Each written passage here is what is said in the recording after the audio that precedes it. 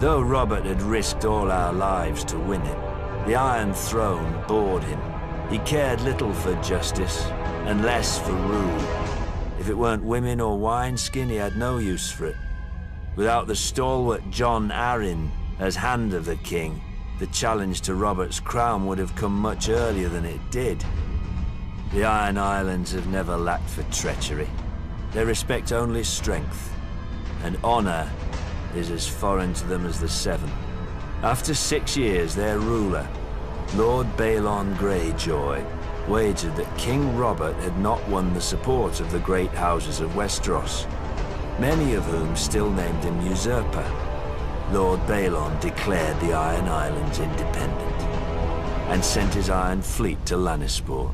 Lord Tywin Lannister was careless, and the Ironborn caught and burnt his ships at anchor. Lord Balon and his reavers controlled the Sunset Sea. Robert then ordered me to succeed where his father-in-law, Lord Tywin, had failed. Beneath Robert's fury, I sensed relief. War he could understand. He would smash Lord Balon as he had Rhaegar. I raised Robert's fleet and sailed around Westeros to the Iron Islands. I set a trap for the Iron Fleet off Fair Isle.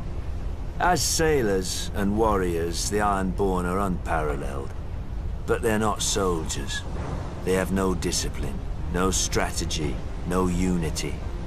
In a battle, each man fights only for his own glory, and their longships are built for lightning strikes and shore raids. When the captains rushed in, I smashed their longships with our larger war galleys. The strength of the Ironborn is in their ships.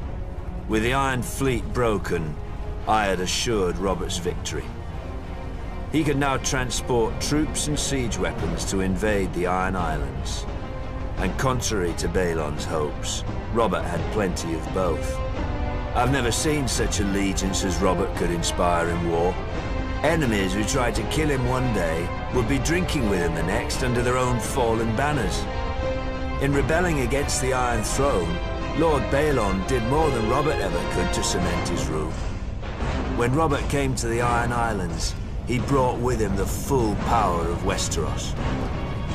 Sir Barristan Selmy of the King's Guard led the assault on Old Wick, while I subdued Great Wick, the largest of the Iron Islands. But Robert saved the seat of House Greyjoy, Pike, for himself and Lord Eddard.